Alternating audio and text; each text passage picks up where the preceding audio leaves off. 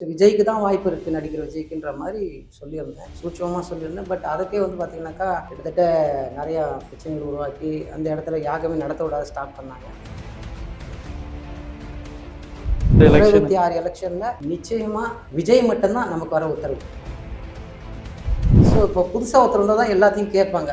எடப்பாடி எடுத்துக்கிங்கன்னா, ஏடிஎம்கே எடுத்துக்கிங்கன்னா அவருக்கு வாய்ப்பு கிடைச்சி உக்காந்தாரு.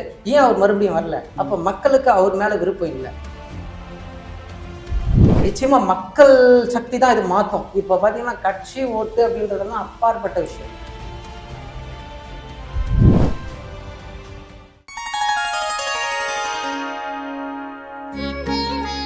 ஸ்ரீ வாராகி டிவி நேயர்கள் அனைவருக்கும் வணக்கம். நான் உங்க ஜித்து. இன்னைக்கு என் கூட ஒரு ஸ்பெஷலான ஒரு கெஸ்ட் இருக்காங்க. கலியுக வாராகி இருக்காரு. வணக்கம் சார். வணக்கம். எப்படி இருக்கீங்க சார்? நல்லா இருக்கேன். நீங்க எப்படி இருக்கீங்க? சூப்பரா இருக்கேன். அதான் வாராகி டிவின்றதுனால வாராகி அம்மாவை இங்க வச்சு வழிபட்டு இருக்கீங்க, அதனால வாராகி அம்மாவை வர வச்சாங்களோ என்னவோ. சொல்லுங்கய்யா. நிச்சயமா சார். இப்போ இந்த 2026 வந்ததும் எல்லாராலும் பேசப்படக்கூடிய ஒரு விஷயம் என்னன்னா, இந்த அரசியல் களம், இந்த எலெக்ஷனை பத்தி தான் பேசிட்டு இருக்காங்க. நீங்க நிறைய விஷயங்கள் வந்து இப்படி நடக்கும் அப்படின்ற ப்ரெடிக்ஷன்ஸ் பார்த்து சொல்லிட்டு இருக்கீங்க. உங்க பார்வையில 2026 எலெக்ஷன் இப்படி இருக்கும்னா எப்படி இருக்கும் சார்? அதாவது 2026 எலெக்ஷன் எப்படி இருக்குன்றது 24, 25லேயே பார்த்தீங்கன்னாக்கா நிறைய சோஷியல் மீடியாவில் வந்து நிறைய பேர் என்ன கேட்டாங்க. நான் சரியாக அதுக்கான பதில் தரலை. பட்டு ஒரு ஒரு லைட்டாக தான் சொன்னேன் நான், இப்படி தான் இருக்கும் அப்படின்ட்டு. அதுக்கு நிறைய பிரச்சனைகள் வந்து நம்ம தேடி வந்துச்சு. பார்த்தீங்கன்னா நம்ம வாராகி டிவியில் கூட சொல்லியிருந்தேன்.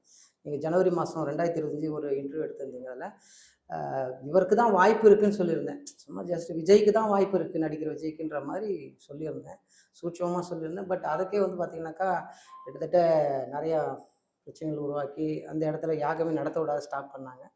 ஸோ இருந்தாலும் இப்போ நம்ம வந்து ஓப்பனாக போல்டாக நம்ம சொல்கிற இடத்துக்கு வந்துட்டு, ஏன்னா அம்பாள் கொடுக்குற உத்தரவு. நம்ம சில நேரங்கள் அம்பாள் கிட்ட உத்தரவு கேட்குறோம், என்ன நடக்க போகுது, எப்படி நடக்கும். ஏன்னா ராஜராஜ சோழனே அம்பாவை வணங்கிட்டு போய் தான் போர்ல வெற்றி பெறாரு, நாட்டை ஆள்றாரு. ஸோ அப்படி இருக்கும்போது இன்னைக்கு கலியுக வாராகி, கலியுகத்துல வாராகி தான் இன்னைக்கு உலகம் ஃபுல்லாக வளம் வர போறாங்க. அப்படி இருக்கும்போது அந்த அம்பாலோட உபாசகர். ஸோ நமக்கு வந்து இப்போ இந்த தமிழ்நாடு ஆள போறவர் யாருன்னு தெரிஞ்சுக்கணும் இல்லைங்களா? ஏன்னா இப்போ மக்கள் வந்து பார்த்தீங்கன்னாக்கா ஒரு பெற்ற தாய் தந்தை மாதிரி தான் முதல்வர்.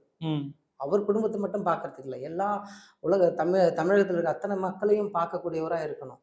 ஸோ அப்படி இருக்கும்போது அவர் ஒரு தெய்வம் மாதிரி தான் நம்ம பார்க்குறோம். ஸோ அப்படி இருக்கும்போது இந்த 2026 எலெக்ஷன்ல நிச்சயமா விஜய் மட்டும்தான் நமக்கு வர உத்தரவு. அதை அடிச்சு சொல்லி ஆகும். ஏன்னு கேட்டீங்கன்னா, நான் என்னாலேயே சில விஷயங்கள் நம்ப முடியாது. விஜய் இப்போ வருவார், ஏன்னா பலத்த கட்சிகள். இப்போ பார்த்தீங்கன்னாக்கா பலமான கட்சிகள், அந்த அதிமுகவும் திமுகவும் ரெண்டுமே பலம் வாய்ந்த கட்சிகள். அப்படி இருக்கும்போது அதை தாண்டி இப்படி ஒரு உத்தரவு எனக்கு வரும்போது எனக்கே சந்தேகங்கள் வரும். ஸோ ஏன் அந்த மாதிரி வருதுன்னும் போது, அந்த மாதிரி ஏன்னு கேட்டிங்கனாக்கா, இது மாதிரி ஏற்கனவே யாகம் நடத்தும் போது சண்டி யாகம் அறிவித்தேன். இப்போ 2024 நவம்பரில் அப்போது புயல் அறிவிச்சிட்டாங்க. நான் சொன்ன தேதிக்கு அன்றைக்கி புயல்னு சொல்லிட்டாங்க. அதாவது முன்னாடி 3 நாள், பின்னாடி 3 நாள், நடுவில் இடையில மாட்டேங்குது நம்ம யாகம். ஸோ அந்த ஒரு வாரம் புயல்னு அறிவிக்கிறாங்க. எல்லா பக்தர்களும் வேணாம் நிறுத்திக்கணும் போது, இது அம்பாலோட உத்தரவு. அப்போ அம்பாலோட உத்தரவு, ஏன் அம்பாள் எனக்கு அந்த தேதியில் யாகம் நடத்துன்னு சொல்லி எனக்கு வந்து சொல்கிறாங்க. நான் யாகத்தை அறிவிச்சிட்டேன் 1 மாதம் முன்னாடியே. ஸோ அந்த டேட்டில் ஒரு வாரம் புயல்ன்றாச்சு. என்ன நடக்குதோ பார்த்துக்கலாம், யாகம் நடக்கும்னுட்டேன். ஆனால் அந்த தேதியில் மழையே கிடையாதுங்க, புயல் கிடையாது, ஒன்றுமே இல்லை. அன்றைக்கி ஒரு நாள் மட்டும், முன்னாடி 3 நாள் இருந்துச்சு, பின்னாடி 3 நாள் இருந்துச்சு. அப்போது அம்பாள் கொடுக்குற உத்தரவு பொய்யாகலை. ஸோ மழை புயல் வர நேரத்தில் மழையை நிறுத்திட்டாங்க. ஸோ நம்ம ஒரு 48 நாள் யாகம் பண்ணோம். சென்னிவாக்கத்தில், திருவள்ளூர் மாவட்டத்தில் ஒரு 48 நாள் தொடர்ந்து யாகம் நடத்தும் போது, அன்னைக்கு முதல் நாள் மார்ச் மாதம் ஆரம்பிக்கிற அன்னைக்கு மழை, மார்ச் 18. அதே மாதிரி முடிகிறப்போ நான் சொல்கிறேன், எனக்கு உத்தரவு வருது, நான் மழையாக வருவேன் அப்படின்றாங்க.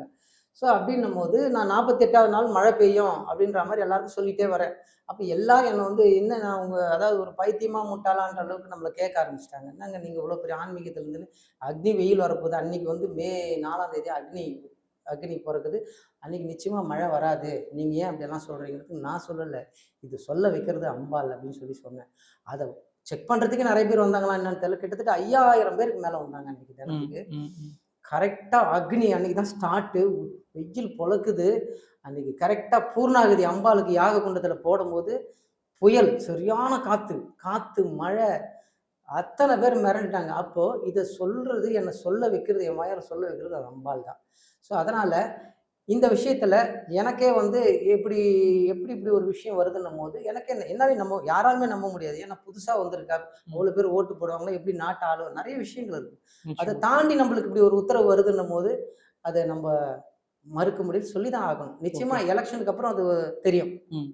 இப்ப நீங்க சொல்லிட்டீங்க சார். நான் பொதுவா அரசியல் பார்க்கிறவங்க, அவங்க அது நாலேட்ஜ் இருக்கவங்க என்ன பண்ணுவாங்கன்னா, 2 கட்சிகள் இருக்கு. ம். ஒண்ணு அதிமுக வருவாங்க, இல்லன்னா திமுக வருவாங்க. இல்லன்னா 3வதா இப்போ நாம் தமிழர் அவர்கள் 8 விழுக்காடு அவங்க வந்து ம். வாங்கியிருக்காங்க. அவங்களும் வரக்கான வாய்ப்புகள் இருக்குன்னு சொல்லுவாங்க. ம். அது எல்லாத்துக்கும் அப்பாற்பட்டு நம்ம ஆன்மீகமா இந்த இடத்துல பேசிட்டு இருக்கோன்ற போது, ம். விஜய் அவர்கள் வர்றதுக்கான சான்சஸ் இருக்குன்னு நீங்க சொல்றீங்க. ம். முதல் முறையா வரனால. ம். இது ஆன்மீகமா எப்படி சார் சொல்றீங்க? இது எந்த விதத்துல இவ்வளவு கான்ஃபிடென்ட்டா உங்களால சொல்ல முடியும்? ஆன்மீகமா நான் சொல்றத விட அம்பாள் உத்தரவு கொடுத்தப்ப நானே சில விஷயங்களை ஆராய ஆரம்பிக்கிறேன். இது ம். எப்படி இப்படி வருது, இது சாத்தியமானும் போது அப்ப மக்கள் மாற்றத்தை விரும்புறாங்க.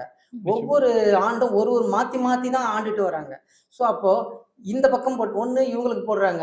இவங்க சரியா இல்லைன்னா இவங்களுக்கு போடுறாங்க. இவங்க சரியா இல்லைன்னா இவங்களுக்கு போடுறாங்க. அப்படி மாத்தி மாத்தி தான் போறாங்க தவிர மாற்றம் கேட்கறாங்க. அப்ப மாற்றம்ன்னும் போது 1996லயே மக்கள் வெறுத்து யாராவது புதுசா வருவாங்களா? ரஜினிகாந்த் வந்து அப்ப வந்து கை காமிச்சு ஏதோ ஒரு கட்சியை வர வச்சுட்டு போயிட்டாரு. ஆனா அன்னைக்கு தினத்துக்கு ரஜினிகாந்த் வந்தா கூட மாற்றத்தை மக்கள் குடுத்திருப்பாங்க. ஸோ நடுவுல ஒரு மாற்றத்தை விரும்பும்போது யாருமே இல்ல. ஒண்ணு இப்ப விஜய் சொல்றாப்புல, "ஒண்ணு நீ ஆளு, இல்ல நான் ஆள்றேன். நடுவுல வேற யாரும் வரக்கூடாதுன்ற." அந்த மாதிரி பார்த்தீங்கன்னாக்கா, உங்களுக்கு ஒரு காலத்துல ஜெயலலிதாவ வந்து அரெஸ்ட் பண்ணாரு. ரைடு பண்ணி கலைஞர் ஆட்சிக்கு வந்தோனே பண்ணாரு. ஸோ அதுக்கப்புறம் அவங்க வந்து என்ன பண்ணாங்க, இவங்க ஊழலெல்லாம் காமிச்சு இவங்க அரெஸ்ட் பண்ணாங்க. ஆனா இப்ப சமீபத்துல நீங்க சின்ன சின்ன பசங்கள்லாம் பார்த்தீங்கன்னா, கூகுள்ல போட்டு காட்டுறாங்க. 2011ல நம்ம நாட்டோட கடன் எவ்வளோ? தமிழக அரசின் கடன் தொகை எவ்வளவு? 2016ல எவ்வளவு? என்னமோ 2016ல எடப்பாடி வராரு. ஸோ 2,4 லட்சம் கடன் இருக்கு தமிழக அரசுக்கு. அவர் ஆட்சி விட்டு வெளிய போம்போது 2021ல பார்த்தீங்கன்னாக்கா 4,5 லட்சம் கடன். ம். அப்ப 2,5 லட்சம் கடன் வாங்கியிருக்கிறாரு. ஸோ ஏத்தியிருக்காப்ல. ஸோ அதுக்கப்புறம் 2021லேருந்து இப்ப பாருங்க 25, 26 வரைக்கும் பாருங்க 9,5 லட்சம் கடன். அப்ப 5 லட்சம் கடன் தொகை ஏத்திருக்கிறாரு. அப்போ அ நீ வந்தாலும் நான் கேட்டுக்க மாட்டேன், நான் வந்தாலும் நீ கேட்டுக்க மாட்ட. அப்போ மக்கள் எல்லாம் விழிப்பா இருக்காங்க இப்போ. ஸோ இப்போ புதுசா ஒருத்தர் வந்தா தான் எல்லாத்தையும் கேட்பாங்க. எடப்பாடி எடுத்துக்கிட்டீங்கன்னா, ஏடிஎம்கே எடுத்தீங்கன்னா, அவருக்கு வாய்ப்பு கிடைச்சு உக்காந்தாரு. ம். வாய்ப்பு கிடைச்சு உக்காந்தாரு. ஏன் அவர் மறுபடியும் வரல? ம். அப்ப ம். மக்களுக்கு அவர் மேல விருப்பம் இல்ல. ஸோ இவர வர வச்சுட்டாங்க. இப்ப இவர் வந்து பார்த்தீங்கன்னா, இவர் பண்ற விஷயங்கள் இப்ப மக்களுக்கு மறுபடியும் புடிக்கல. ஸோ மறுபடியும் அவருக்கு போடுவாங்கன்னா போட மாட்டாங்க. ஏதோ ஒரு விஷயத்துல ஒரு இது இது மாற்றம் ஏற்படும். ஓகே. நிச்சயமா மக்கள் சக்தி தான் இது மாத்தும். இப்ப பார்த்தீங்கன்னா, கட்சி ஓட்டு அப்படின்றதெல்லாம் அப்பாற்பட்ட விஷயம். கட்சி ஓட்டு இவ்வளோ பெர்சன்டேஜ் தான். பட் மக்கள் ஓட்டு தான் நிர்ணயிக்கிறது. ஒரு ம். ஒரு எலக்ஷன் பாருங்க மக்கள் தான் நிர்ணயிப்பாங்க. நிச்சயமா. இப்ப நான் வாராகி அம்மன இப்ப நான் சமீபம் ஒரு வருஷமா தான் கும்பிட்டுருக்கேன்.